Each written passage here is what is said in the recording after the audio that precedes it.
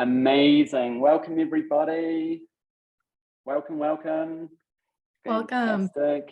Everyone joining in. Feel free to have your video on today. And keep yourself on mute. We're going to be running an awesome workshop. Jess and I are super excited. Hey, we've just got a few more people gathering. As we gather, can you just fire into the chat where you are based in the world and what you do? Where you're based in the world and what you do. We'd love to hear just as we have some more people gather. Fantastic. Hey, everyone. Welcome. More people joining in. I love it. Fantastic. We are going to be getting underway soon, but you're welcome to have your video on. We'd love to be able to see you. You don't have to, completely optional, but we're really looking forward to diving into it soon. So we're just getting people to share in the chat where in the world you are and what you do. I love it. Awesome. Some familiar faces here as well. I love it. Now, just while we're gathering, I will share I'm actually in Mexico City at the moment. So I'm here in Mexico City for a couple of months, which is fantastic. So great to be here. I'm full-time traveling with the business. So it's always a new city every couple of months. Whereabouts are you, Jess? I'm in Los Angeles and it rained this morning. I thought we were all done with the rain, but it kind of surprised me. So it was another rainy day in LA. We've gotten so much rain. It's been really great, but I'm kind of ready for the sunshine, I have to admit. You're like, I need some sun. I was in San Diego last week, and yeah, there was quite a bit of rain. There we go. Right?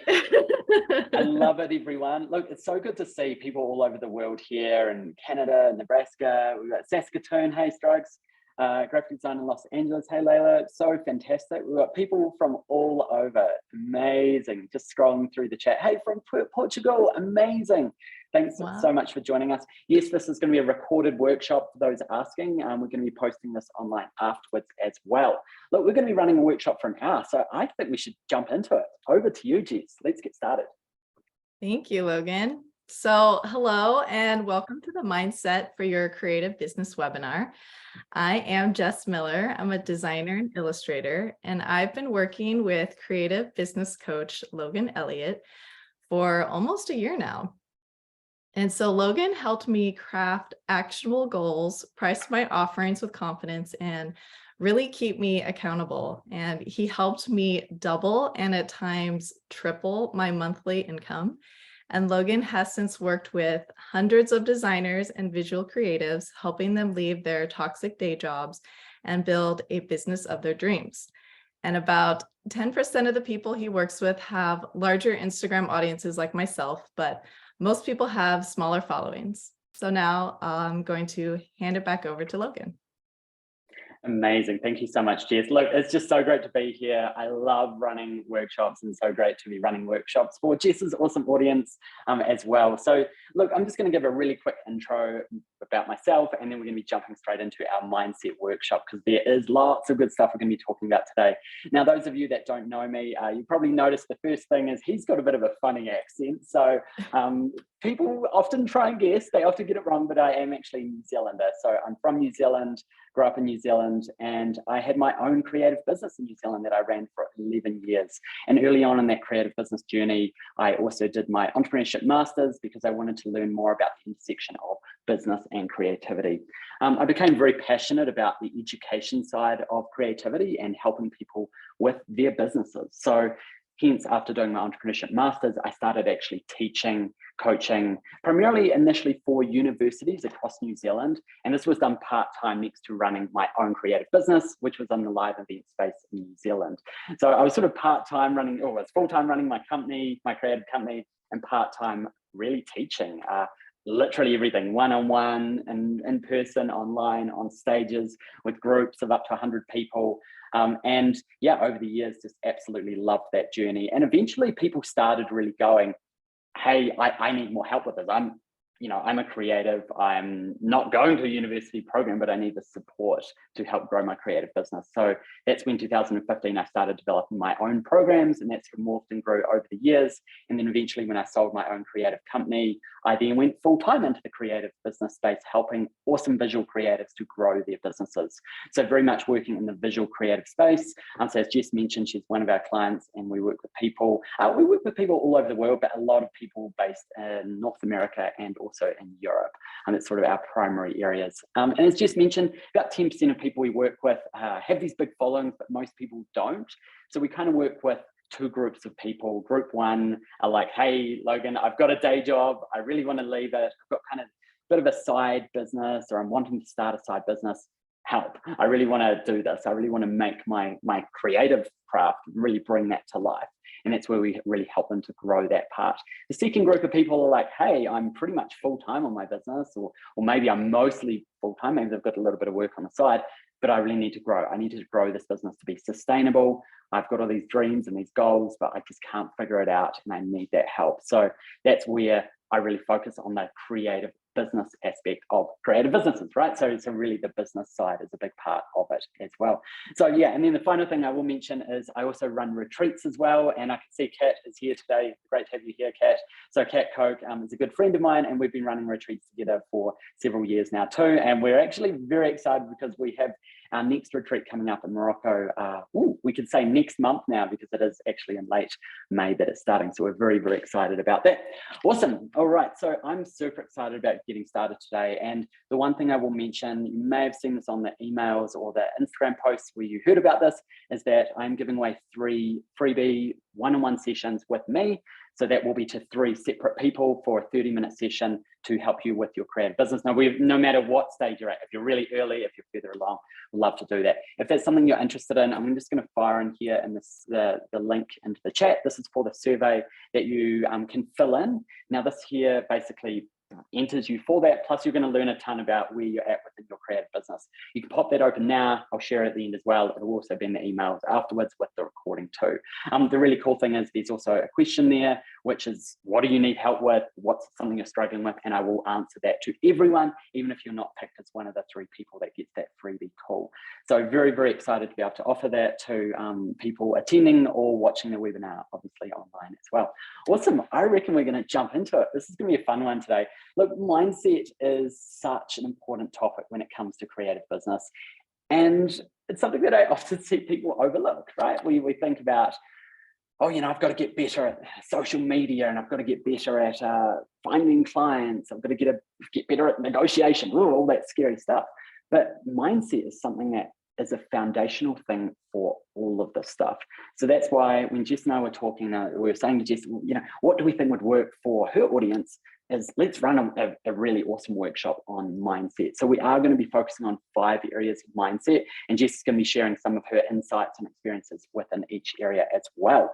So I'm going to dive straight into that. I will, just before we get underway, share my Instagram link as well if you're curious to follow the work, if you're not already following as well. Cool. All right. So look, the first one we're going to talk about is fixed versus growth mindset. And this is something you might have come across, this idea of a fixed mindset or a growth mindset.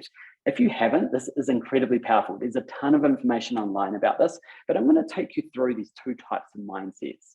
The first one is the fixed mindset. Fixed mindset says we are stuck. We can't learn. Basically, when we leave school or college or university or high school or whatever it is, we're kind of done with learning. We are who we are. You can't teach an old dog new tricks, all of those quotes. And that is fixed mindset. It basically says, oh, well, I've never been good at this, so I'm never going to be. I've never been good at math, so I'm never going to be good at math. I've always struggled with promoting myself, so I'm always going to struggle with that. Right? So this is a fixed mindset. It basically says we have what we have, we grow up with it, and then that's just us for the rest of our life. And a lot of this comes from the stories that we tell ourselves. Okay, it's a fixed mindset. It's often a mindset that comes from growth, from growing up, from youth, and the things that we believe, the stories we believe about ourselves. Now, the other side of that is what we call growth mindset. So the opposite is really, growth mindset says we can do anything. Anything is possible. Yeah, you might not be very good at promoting yourself or at maths or whatever right now, but you can get better, right? And I love sort of talking about it as, rather than saying you can be an absolute pro, the best person at promoting themselves in the world, or the best mathematician, it's going, no, you can just improve wherever you are at, right? And in creative business, to run and grow your creative business, you don't have to be amazing at actually anything, but you can always get better at the different areas based on where you're at now, right? So basically, I love this concept of everything is figure-outerable, everything is learnable, you can get better at things, okay? So rather than that fixed mindset of like, oh, I'm just the sort of person who is no good at doing this. I've always been the sort of person that struggles with confidence. It's like, yes, that may be true, but you can change. Growth mindset says you can get better at that. As I said, maybe you're not going to be the world's most confident person. That's okay. You don't need to be, but you can grow your confidence, for example, or your value around what you do within your work, or your ability to self-promote and all those things. So I like outlining it as saying anything is possible, which is pretty cool. So look, Jess, I'd love to hear your thoughts around this and growth mindset versus fixed mindset and your experiences. Yeah, I mean, they don't teach mindset in school, or at least I never learned it in school.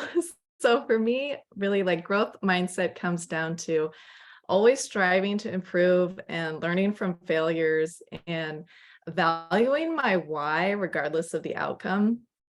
And I think, it's like, why do I want to make art? Why do I want to run my own creative business? It's because I love creating and I love spreading that joy with others. And establishing our core values was one of the first exercises I did in Logan's program. So whenever I'm like kind of doubting myself, Logan will say like, oh, look back at your creative meta document and, look up your values and look back at your why. And that always really helps. Amazing. I love that. I think, it's such a powerful area. And just to be upfront here, like most people in the world struggle with this stuff, right? So this is a very common thing to actually have this fixed mindset, and to really lean into growth mindset is an essential tool in creative business, right? And also there's levels in it. It's not like, oh, now I have growth mindset. It's like, no, you have levels of it. Right, so I've had my own businesses for, I think, almost 15 years now. And this is an ongoing journey as well that I've learned at different levels too. And each time I kind of level up within my own journey in my own businesses, I've seen next levels of, oh, that's a fixed mindset that I'm noticing and trying to grapple with. And I've got to step into a growth mindset. So look, the next one we're going to cover here is around getting uncomfortable. And I think this one is fascinating because often like our minds are driving us towards having comfort, right? And I hear this, right? I talk to many people that we're working with, but also people that we are not working with. And I hear people say, I just want to be comfortable, right? I just want life to be comfortable. I just want life to be easy. I just want to, things to flow and things to be perfect. And I totally get that. It makes sense. What's really interesting about that is that if we just focused on just being comfortable, we would be very stuck. So this morning, who struggled to get out of bed this morning? Raise your hand if you just kind of struggled a little bit, even a little bit to get out of bed this morning, right? I can see some people here, right? So it's something that people do struggle with, okay? Now, if we said, oh, I just want to be comfortable today, well, you would stay in bed, right? So it's kind of saying that, well, eventually you're going to actually get very uncomfortable, right? So this is kind of an interesting idea, and it's kind of the opposite of what you think. Our mind is often driving us to comfort, but in creative business, you have to do uncomfortable things to grow, to pursue growth, to get to that next level, right? So for example, some people say, oh, cold email outreach, what a nightmare, right? That's super uncomfortable. That's not in flow. That's something that it doesn't resonate with me. We hear these things. So should we not do it? Well, no, we've got to get more comfortable by being uncomfortable, right? So we may not feel a bit good about some of these things. So when I describe this, I think it's kind of interesting because I'm not saying just go crazy out there and jump out there and start, dancing or something. It's like, no, there is a boundary here. And I like talking about it as a circle, right? So we talk about the circle as our comfort zone that we're in at the moment. Now, if we want to talk about getting out of our comfort zone, we talk about getting out of the circle. And there's all these quotes that say, the opportunity is outside of our comfort zone and all those things there. Something that we really need to note is we don't want to go too far outside of our comfort zone. So I sometimes talk about tiptoeing out. Let's kind of stick your foot outside of that circle and just tiptoe and say, hey, let's get a little bit uncomfortable. Let's test this thing out. It actually went okay. I learned something. I'm going to get back in the comfort zone. I'm good. Okay, how did that go? That went all right. Observe. And what's going to happen over time is your comfort zone is going to actually grow. Right. So something we often talk about with our clients is those that struggle with something like cold email. We don't get them to send 100 cold emails. That's like way out of the comfort zone. It's like, no, we get them to just make a list of people they could email. Or we get them we help them to draft up a template email they could send. Right. It's a little bit scary, a little bit uncomfortable, but it's just a little bit outside of the comfort zone. So just be really clear here, like learning new things is hard. You start off as a beginner, and that's okay. If you notice you're feeling uncomfortable, that actually might mean that you're heading in the correct direction, even though your body feels like it's like, well, get out of here, like go back to bed, go hide under the covers. Right? Actually, that resistance can be a sign of it. I'd love to hear your thoughts around this, Jess, because I think this stuff is so powerful. Yeah, and in order for your business to grow, you really need to do challenging and uncomfortable things. So if you're always staying in your comfort zone, you're never going to test your limits. And for me, it's really public speaking, which includes hosting webinars like this and hosting live Instagram chats and teaching live drawing workshops. And I even find filming myself to be difficult, but I want to grow the education side of my business and teach more courses. So in order to do that, I need to get over the awkwardness and practice in front of the camera. I'm working on my second Skillshare class, as well as I'm speaking at a big design conference later this year. So just pushing through those challenges builds experience and builds confidence. I love it. And, just seeing that journey that you've been on over the last year has been phenomenal as well. So I think, what's interesting here is these are things that start off really hard, really scary, really uncomfortable. And over time, they do get easier. Now, that's not to say for you, Jess, not to say you're ever going to feel like you're, completely comfortable on stage or something. You might, but this is something where we can all grow and we can all learn into these spaces and we can all feel less uncomfortable over time. But just be really clear for everyone, like this is a key part of growing your business. Once again, is being uncomfortable, getting uncomfortable, right? And balancing those two areas of comfort. So, once again, kind of going back to that idea of being comfortable. Well, yes, if you just pursue comfort, what you'll notice is that comfort eventually ends, right? Just like the analogy of being in bed in the morning. Well, yeah, we might be comfortable, but eventually after 2 days in bed, we're going to be very uncomfortable. We're going to be in pain. We're going to be sore. We're going to be noticing that our life is not moving forward, right? So that kind of analogy there is kind of interesting. And the same with being uncomfortable can actually lead to levels of comfort in our lives too. So it's a very, very interesting idea that we go back and forth on. The next one here, I think it's really, really powerful, is around staying curious, right? So number 3, we're going to talk about around mindset is staying curious. And this is an essential skill once again. Okay, so sometimes when we talk about skills, we think about those like hard skills, like being good at social media or being good at networking or being good at, maths or whatever it is. But also mindset, different elements of mindset are also skills. And that says that they're things that you can learn, grow into, figure out, get better at. So staying curious, you're not just born curious. Well, I think all humans are born with a level of curiosity, but it's something that you can grow more of. You can learn more curiosity. You can learn more to be more curious. And it's an essential part, once again, of having and growing a creative business is curiosity. And just linking it back, this is very much linked to that idea of growth mindset. Right? That you can always grow, you can always learn, and being curious is part of that. So it's really about lifelong learning and going, how's this working like this? Why is that working? So something that we talk about even, in our coaching programs as well, is we talk about failure. And one of the really interesting things about failure is that it can actually be a signal that you're heading in the right direction. And we think about curiosity around failure. That's the idea that you fail, something doesn't go well, you do something in your business, it fails. Well, rather than just being like, what a nightmare, this is a disaster, I should quit, and all those things that are probably going to come into your mind, actually when you sit back and go, curiosity says, why did that happen? How could I do that differently next time? And just even noticing how those feelings come up of what you feel when you fail. Right, so curiosity for all of these things, a curiosity for why things happen, a curiosity for what other people are doing in business, a curiosity for why your client said this positive thing or this negative thing about your work, right? So this deep curiosity is such an essential part of it. But once again, it's a skill. It's something that you can practice. It's something that you can grow into. It's something you can learn. It's even something you can pretend to be curious, right? I've got this friend who's just, her level of curiosity just amazes me, because when you're having a conversation, she's always just like, tell me more. That's really interesting. And you're like, oh yeah, I'll tell you what, you feel really good about it, because she's just deeply curious about where you're at within your life and why you think that way and those things there. It's very easy for us to judge ourselves, judge other people, but let's step back and instead be curious, right? So curiosity is just such a powerful mindset concept as well. What are your thoughts on that one, Jess?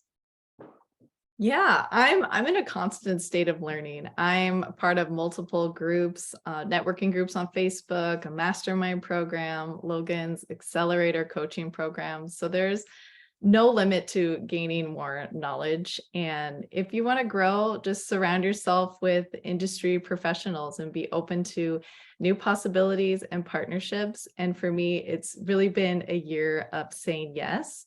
And if I don't know how to do it, I'm going to ask questions, take courses, and learn how to do it.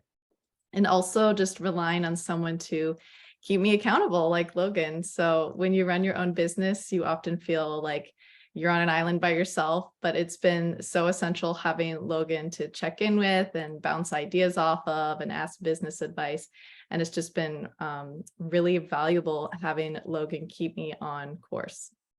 Accountability is such an important part of it. It's so funny. Like we hear that a lot from our clients. It's like, yes, it's about learning the skills and the strategies and all of those elements, but it's also about accountability, and it's also about mindset growth too. It's kind of something funny that often there is a couple of clients on the call here today. I often talk about saying, well, yes, our programs are about learning about creative business and how to grow and how to figure these things out. So much of it is about mindset. Right, so it's a mindset transformation. I don't kind of like describing our programs as mindset transformation, but a big part of it is that. I think it's a really interesting part of it. The next thing we're going to jump into is around abundance versus scarcity mindset, right? Incredibly powerful ideas. And just before we jump into that, we are going to be doing a Q&A at the end of this, right? So we're going to have plenty of time for you to bring questions into this. Now, when it's that time, you can ask questions, myself or Jess or both of us. They can be about mindset. They can be about anything related to business. We did have a few questions that people submitted beforehand, which is great. But just if you've got a question, just have that ready, because we're going to be asking for those questions to pop up soon, because we love being able to hear what people need help with and sharing our ideas, thoughts, expertise around questions too. All right, abundance versus scarcity. And just linking this up to what I've talked about earlier, abundance mindset is linked to growth mindset. Fixed mindset is linked to scarcity mindset. So I'm going to talk you through these ideas. Now, scarcity mindset basically says there is not enough in this world for all of us. We are fighting. You're fighting against your neighbors. You're fighting against other creatives. If you are a designer or videographer or whatever you're doing, is like all other people who are in the same industry are like enemies, right? Fight them off. There's only so many clients, right? They might underprice you, undercut you. It's just this war. That's what scarcity mindset says. There is not enough. There's not enough clients. There's not enough in this world. There's not enough possibilities. We've all got to fight over it. Now, abundance mindset very much says the opposite. And just be really clear, abundance mindset is the one that we want to lean into. Okay, abundance mindset says there is an abundance of opportunities in this world. The numbers of opportunities for you in your industry that are out there, your brain can't even comprehend it. Right? So if you actually did some statistics around how many people actually need your services that you can offer in this world, the numbers will be completely mind-boggling for you, right? And that you can't even understand that. So it's very easy for us to fall into scarcity mindset because we see what's happening in the world. An amazing concept I'm going to share with you all is called the tree of abundance. This is something I share on our coaching programs too. So this idea basically says that there's a tree out there, okay? It's not in your house. It's like down the road at the park down the road. Okay, that tree is your tree of abundance, and it's covered in whatever your favorite food is or your favorite drink.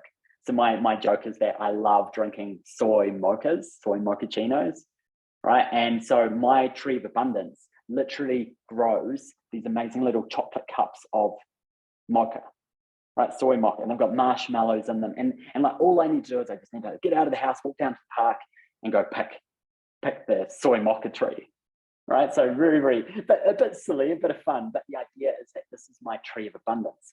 And this is my tree. It's always going to have plenty of soy mochas on it, okay, for me to drink and enjoy, my favorite, right? So whatever your food is, you can now imagine. I think we had a client who was like, my favorite food is pizza. We've now got like a tree that grows pizza. We had another client that's just like, whoa, I like your idea of soy mocha, Logan. I love marshmallows. Like, great, it's a marshmallow tree. Okay, now just talking about this idea of scarcity versus abundance. If you wake up in the morning and you are in scarcity mindset, right? It's very easy. A lot of us can wake up with a negative scarcity mindset. Basically, our mind's going to be like, there's no opportunities in the world. Why would I even bother leaving the house, right? You're going to walk around your house with your head down, noticing how dirty the floor is and how, you haven't tidied that up. You're going to be thinking about all these negative things, and they're going to build on themselves because you're looking at the floor, you're looking down. And it's going to be dark, and it's like, weather's probably not even that good. Why would the weather be good outside? Because it's never good, right? So you don't even bother opening the curtains that day, and you just stay at home. You feel horrible. You don't get any movement in, and you just feel bad. And you're like, what's Logan going on about abundance? What rubbish? What absolute rubbish, this tree of abundance. What is he even thinking about, right? Your world is not going to contain the tree of abundance because you never left the house. Now, flipping that around, if you wake up with abundance mindset, or you practice and pretend you have abundance mindset, you're going to be like, cool. Your head's going to be up. Like, the world's good. It's probably going to be a good day. Oh, it's raining today. That doesn't matter. I love rain. Oh, let's get my umbrella. I'm going to go for a walk. You're going to leave the house. You're going to go for a walk down the road. Your head's not going to be looking down at the ground. You're going to be looking up. And when you get down to that park down the road, oh, wow, look at this amazing tree. Now, if you were in scarcity mindset, even if you got outside the house, you're not going to be looking up. You're going to be looking down at the footpath, and there's all these potholes everywhere, and the road needs tidying up, and there's rubbish everywhere, there's trash everywhere. You're not even going to notice this opportunity, the tree of abundance, right? So it's a bit silly, but a bit of a fun analogy. It basically says that to be an abundance mindset says you also need to get out there and do things. Right? You can have abundance mindset, you can practice positivity, you can do all these things. These are great, but also it's about getting out there and going. Like, the tree's not coming to me. I've got to leave my house. I've got to get out there. I've got to look up.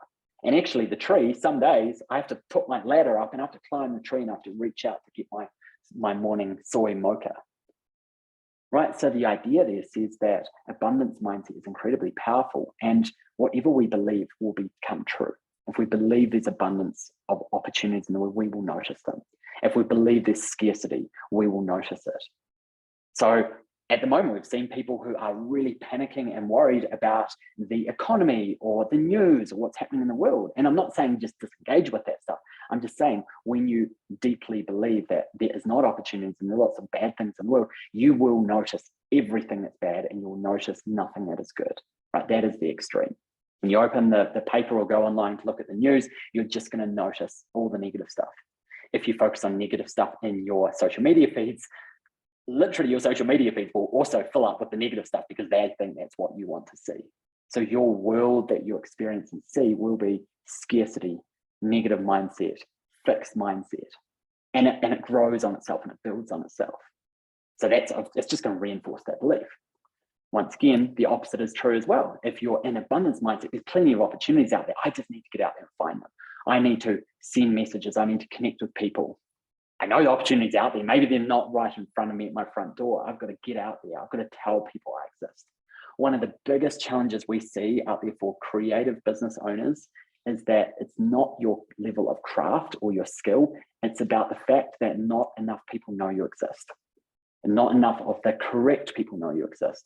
So therefore, our job as creative business owners is to help tell the world, tell people that you exist, tell the right people that you exist, right? And that's when it comes down to these things like marketing, like that scary self-promotion stuff and getting uncomfortable to do these things.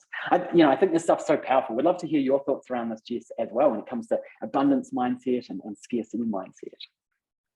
Yeah, this is something I definitely struggle with. And I think even like sharing my knowledge and experience, it's like, instead of hoarding your knowledge, like share it with the world, because you gain so much more than what you might lose. And as creatives, we get really protective of our process because we fear that we're creating copycats of our work. And, that is a risk, but realize that you are what people buy, not necessarily the technique. So you should teach like all you know so that you are celebrated and recognized for it. And a great example of that is when I started teaching a course last year all about how to leverage Instagram for your creative business. And my husband told me, he's like, you're sharing all your secrets. He's like, you can't do that.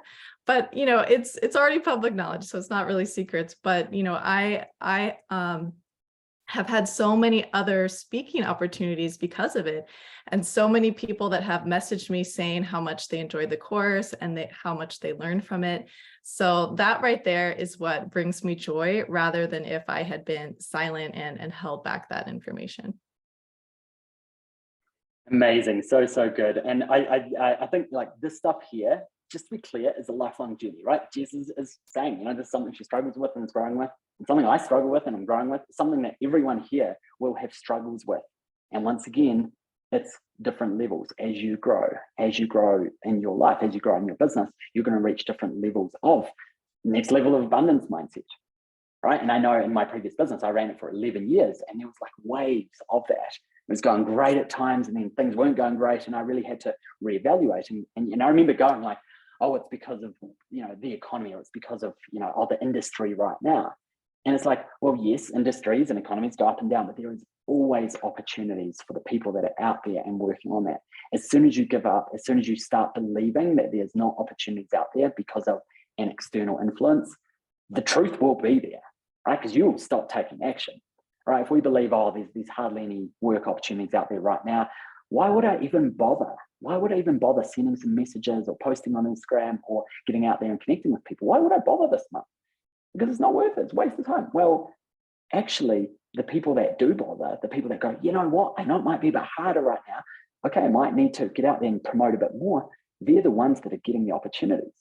It's a fascinating idea, because sometimes it actually clears the way for you, because people who are in that negative mindset around whatever's happening in the world of the economy, they kind of get out of the way. And the people that are still there, still believing that there's possibility, are the ones that are getting the opportunities. I think this is a really interesting thing as well. And I'm just going to put in the chat there, because many people do not understand my accent when I say soy mocha. And the reason I know that is because I order one every morning and people are always like, what? Like I spend quite a bit of time in the US and people are often very confused. I've got to say soy mocha, not soy mocha. In New Zealand, I know we've got at least one Kiwi here. I know you understand this, the soy mocha. So there we go. Awesome. I love it. Look, we're going to jump into our final concept here. Just before we do that, if you do have a question that you want to ask myself or Jess or both of us today around mindset or creative business, or really anything within these realms, can you post that in the chat now?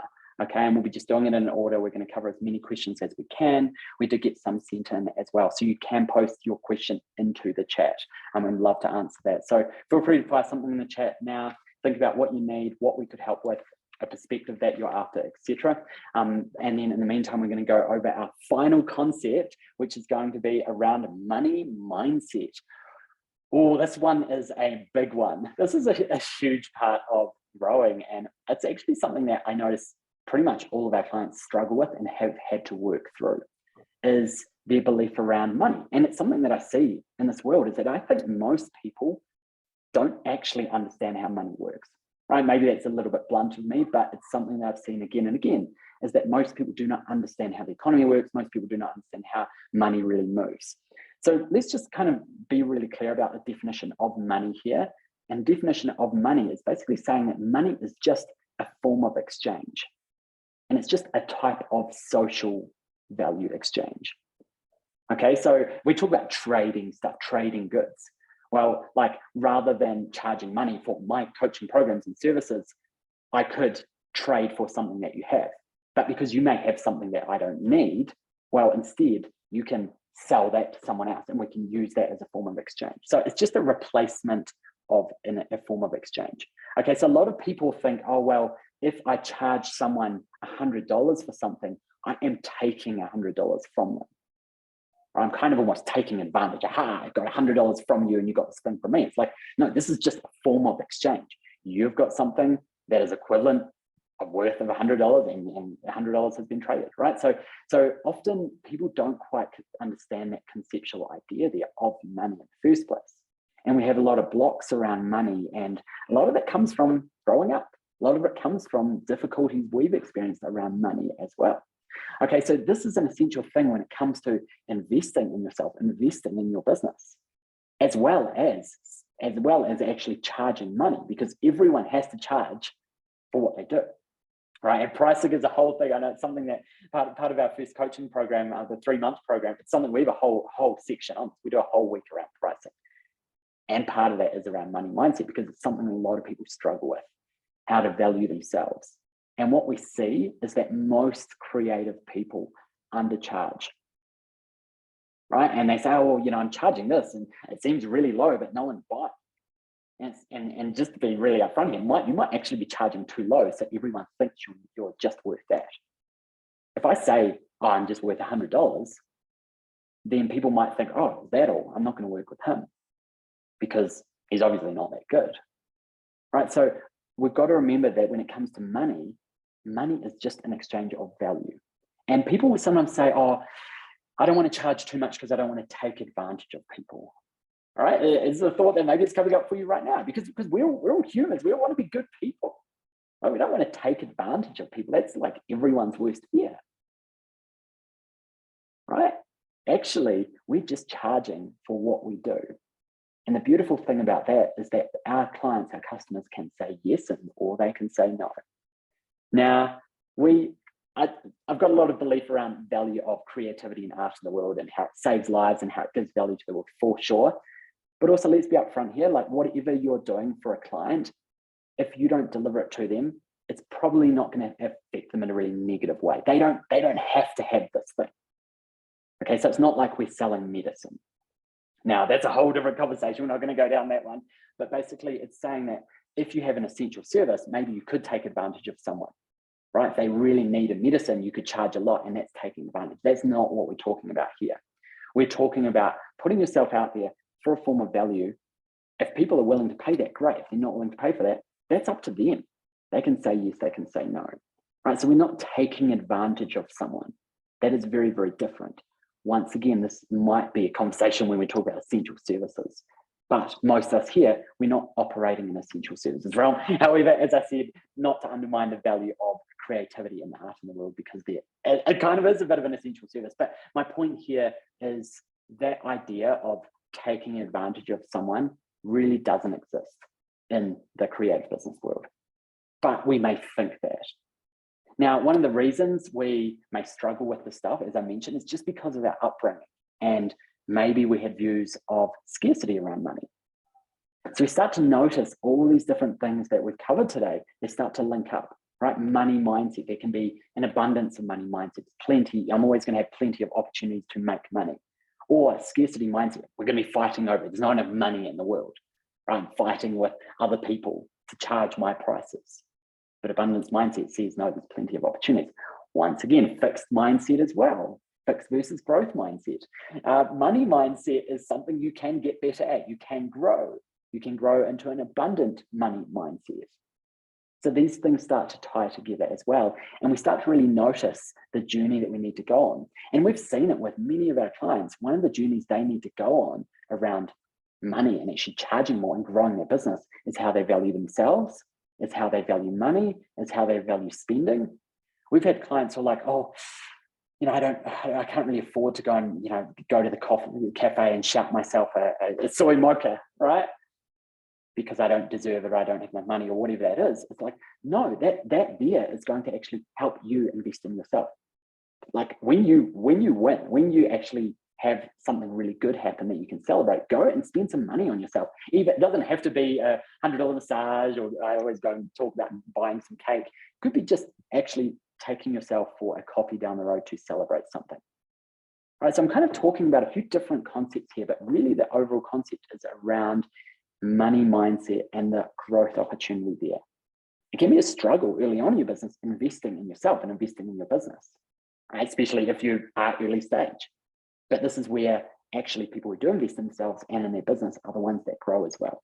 Right, it's the same when it comes to other forms of education too. So I know there's a ton of stuff around this stuff. Jess, would love to hear your thoughts before we jump into the questions around money mindset. Yeah, there's often very negative misconceptions that we have about money. It's selfish to want to make more money. I've been a starving artist and I'm always going to be a starving artist, or it's not fair to make easy money. I have to work twice as hard and put all my time and energy into my work, or else I won't earn it. But money is just money, like what Logan said. So these are all just preconceived notions and blocks that we place on ourselves to prevent us from making more. And it's totally okay to want to make more money and also be grateful for what you have and open to opportunities that the universe has in store for you. And if you want to raise your prices, remember to add value to your work and explain to the client your reasoning. So last year, I worked on a huge style guide project with a really well-known brand, and I had no idea what to price it. Like this was a ton of work, and it was a really well-known company. And so I shared my proposal with Logan, and he's like, he read it over and reviewed it, and he's like, yeah, that sounds fine, but I think you can really push them and ask for more. So I went back and I, rewrote my proposal, and I positioned myself well. I broke down my offerings, and I really added value to it. And the client accepted, like no questions asked. So I landed my first 5-figure project, which is the most I've ever been paid for a single job. So it was really rewarding to kind of work through that. Amazing, so powerful, and I just love being able to see and hear these different elements of your journey as well, Jess too.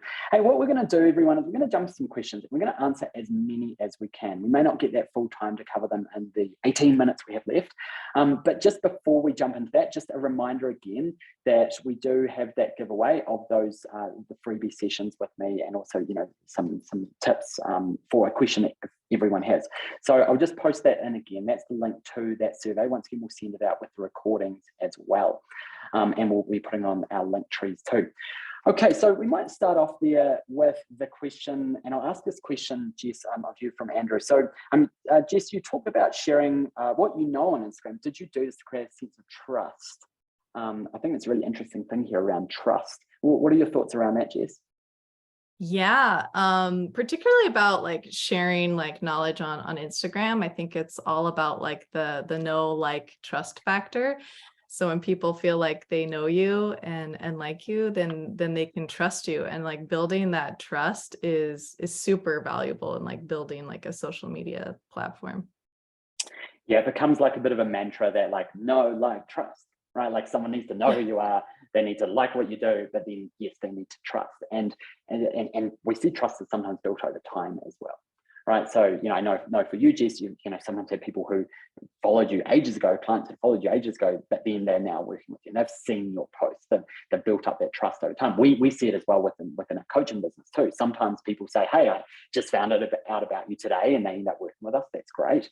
But then we also talk to people like, oh, I've been following you for like 2 years, Logan, and I've been seeing some of the stuff that you've been posting and talking about creative business. So know, like, and trust is a really, really important part of it. Cool. So I've got some other questions here. So this one was direct message through to me from Megan. So 2 questions for Jess and Logan. How did you first meet? Actually, this is a nice tie-in actually.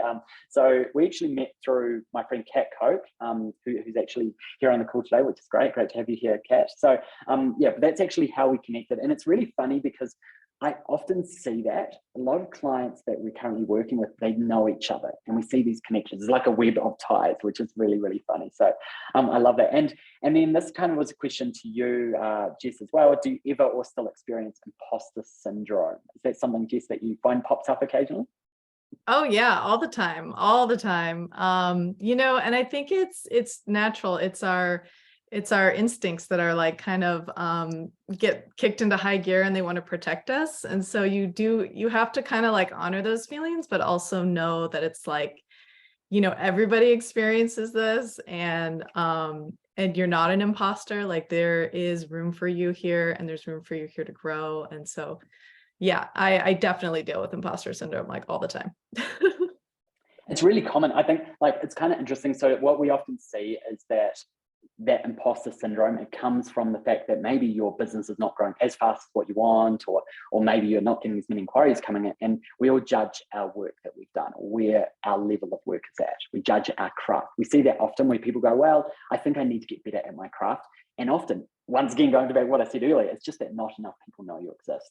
And just a really awesome tip there, I know Jess does this too, is like, get your testimonials from your clients. Like, testimonials from clients you've worked with, they're powerful for building trust, and you can share them on your website, on your social media. It builds more trust with other people and gets referrals happening. But also, it just feels good because we want to be doing great work, right? So I actually have a folder on my computer which is full of all of these great testimonials and great kind things that clients have said. And they're not all just like formal testimonials. Some of them are just great things people have said on calls or on WhatsApp or different things. And I like screenshot them. So if you're ever feeling that negativity, that scarcity mindset, that imposter syndrome, right? These things are all related. Then you can actually go and look back and go, wow, actually, you know what? I'm doing great work, right? I can see that the people that I have worked with are loving what I do as well. Cool, I love that. I know one of the ones that we sent in earlier, Jess, do you want to read out that question as well? We might dive into that one. I will do one more, and then you do that one next. Okay. So Jenny said, I'm terrible at pricing myself. How do you determine cost?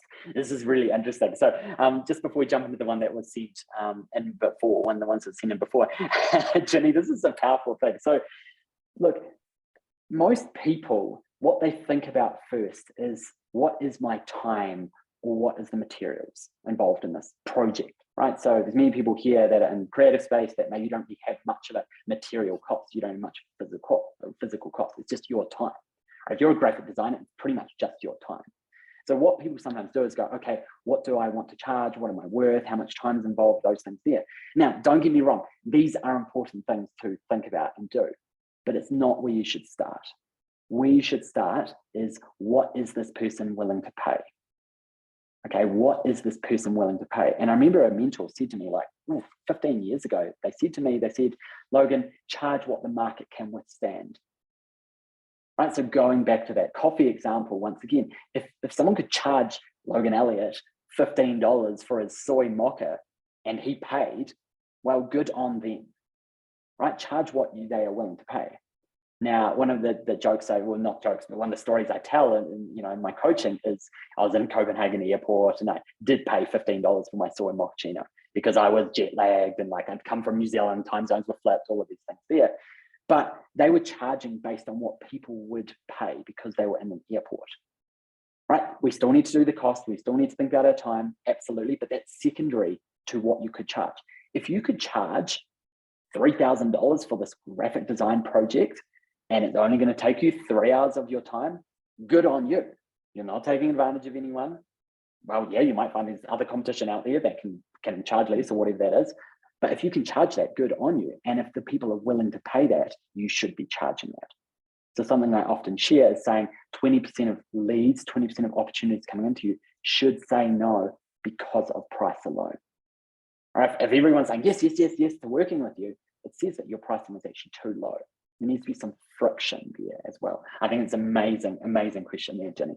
Over to you, Jess, for that one of those questions we got sent in. Oh, yes. I got a question sent in to me about how I find my clients. And I would say the majority is through Instagram. And, I spent a ton of time like just growing my following and building a community and building that trust. And so building that platform. And then now I have clients that email me and direct message me through Instagram. So they find me. And then I also follow a ton of brands. So if I think, I'm a good fit, I will follow them. And so they're always kind of on my radar. And then I take time to do cold emails and cold messaging. And so just to put my feelers out there and share my portfolio and say like, hey, I think like my art would be a great fit for your company. So I do a fair share of cold emails as well. I love it. And I think we'll segue into Anna's question here, basically around, when you're starting, nobody knows who you are. How do you get people to work with, both companies or single people, clients, etc.? And I think, Jess has shared some of her insights around this too, and we're going to really add to that. which is that, one of the biggest challenges early on is that not enough people know you exist, right? So that's something, and that's what you're really talking about here, Anna. And what we tend to see is that for most people, you really want to start off with your own network, right? So I see people kind of keep things a little bit secretive. I'm trying to do this thing. It's like, no, let your own network know what you're up to. All right, so starting, if you're in that early stage, all previous and current colleagues, family, friends. Now, I'm not saying sell to them. They might be interested in your service, and that's great. You can decide whether you work with family and friends or not. It's another whole thing. But actually making sure they're aware of what you're up to is really important, because they're going to then be able to tell their network. And I often think about the early stage of a creative business as you're building a spider web. So at the start, you're the spider in the middle, and you've just got this little web. And then if you tell your cousin, hey, just let you know, I'm actually doing this here. I've got my design business. I'm really running it these days. Just wanted to let you know, if you know of anyone, great, would love to work with them. Here's my thing, right? So that's extending the web slightly. And then they might extend it out further by telling people. They might not, and that's fine too. But then over here, you can also tell other people. Okay, so it's something that often people do. People say, I don't want to sell to my family, friends. It's like, no, this isn't about selling to them. If they want to, they can. This is about extending it to the network, because know, like, and trust is what's operating here. People need to know that you exist, right? So they might tell people. People need to like what you do. Great. Okay, well, you've got to have your website up and your Instagram and those things up so they can check out more information. But then how's trust built? Well, trust is actually interesting because it can be built through other people. So if it's one of your cousin's work colleagues, well, they're going to trust you because of the trust they have in your cousin, right? So trust can actually be passed on as well. So that's where often early on, it's actually build that network around the people around you. It's going to be the easiest because there's a level of trust that is already built into your network. Then, of course, there's lots of other things you can do. The list of what you can do marketing-wise is pretty endless, but something we talk a lot about is social media, networking, partnerships, and outreach, right? These are some really core areas that really work for people who have creative businesses. And just to kind of emphasize here, you don't have to just focus on one, but you could, right? So for Jess, a big part of her growth has been around Instagram. It's been a big part of it. She's built an amazing following, which is great. But we've got other clients that don't necessarily focus on, say, Instagram. Yeah, make sure they post occasionally because it's still a powerful tool. But we've got clients that build and grow their business through cold email outreach. We've got others who do it through networking. We've got others who do it through partnerships, right? There's lots of different ways to build a creative business, and it's kind of different for different people as well within that. Did you have anything extra to add on to that, Jess, before we jump into just the next question? Yeah, I was even going to say partnerships with other fellow artists. Like I participate and I host a lot of illustration challenges, and that just really helps build your network of other artists and builds your community. And you're much stronger when you are strength in numbers, and builds up your peers and your friends. And it's led, a lot of those challenges have bulked up my art licensing portfolio and have led to a lot of client work and a lot of licensing jobs, because I was just actively participating in those illustration challenges. I love it. So powerful. And just be able to see the different ways you can promote and grow your creative business. Lots of different ways. Once again, kind of going back to what we were talking about earlier around mindset, is some of these things you might be hearing might be really scary, like, oh, I hate posting all the time, or I struggle with this, or cold emailing sounds like a nightmare, or networking sounds like a nightmare. That's okay. Remember, it's going to be uncomfortable. So instead actually focus on what is one small thing that you could do to step outside of your comfort zone in this specific area. Right, so if we were to talk about networking, well, you don't have to be suddenly going in person to a huge networking event where you have to put yourself out there and talk to people. It's like, no, you could just go to a Zoom. I mean, you're here on a Zoom call. You could actually go to a Zoom training or workshop as a way to connect with people. You can decide to engage with one person in that Zoom workshop, or you could decide to engage with no one. Right, so what is one way you can step outside of that comfort zone? a small thing that you can do to actually get a little bit uncomfortable. I love that. Awesome. So we are going to be finishing up in the next 5 minutes or so. But before we do, what I will do is I've got one more question here we're going to answer. And we're going to jump into that and then we will be wrapping up. And I think this one's a really interesting one. We got sent in this one beforehand because it's probably one of the most common things I get asked, or common things I have people really struggle with, is around whether they should have what's called a premium offer. And I talk about this a lot. And basically what this person said is, why do we have to have a premium offer, Logan? Right? So when I talk about a premium offer, there's lots of different ways to conceptualize what a premium offer is. Instead of using the word premium offer, I'm going to talk about valuable offer. So a valuable offer is defined as something that you're charging $300 plus for per client, per sale. Right? So for example, there's people out there who don't have offers that are for that. Maybe you have small products, small offers, they're $20, they're $50. And often what we see is a lot of people struggle with growing a business just off smaller offers alone. And the reason for that is because it's a numbers game. Particularly if you're early on in business, you don't have a following. If you want to make $1,000 a month or $5,000 a month, you're going to have to sell so many units to so many people every single month. Now, if you have these valuable offers, which are $300 plus, I'm talking 300 USD plus, then you just need to sell less of them per month.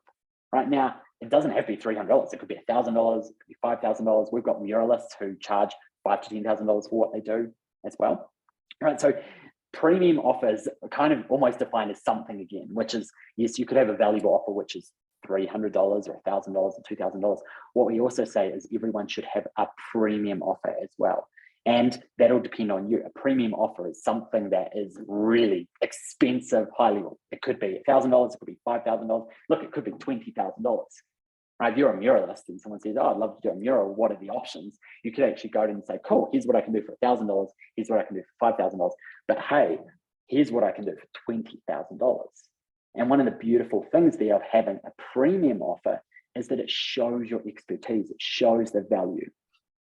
And it shows what is possible for what you can do. So they may not pick it. You may never sell your $20,000 offer or your big, $5,000 offer, but it's showing that you're really valuable, you're really good at what you do, and you can do these things. So it's actually going to help you sell the lower priced offers as well. But just going back to the idea there of the valuable offer is what we see from a lot of people we've worked with is you have to have the stuff to make it work, right? Even our clients with big followings, they often just can't build a business on the small offers alone. Yes, they can often do the small offers too, right? Things that are $5, $50, $100, totally, they can do that because they have a big following, but they still need to often spend energy on the valuable offers as well, the premium offers too. It's kind of, I sometimes talk about it as a bit of a percentage game.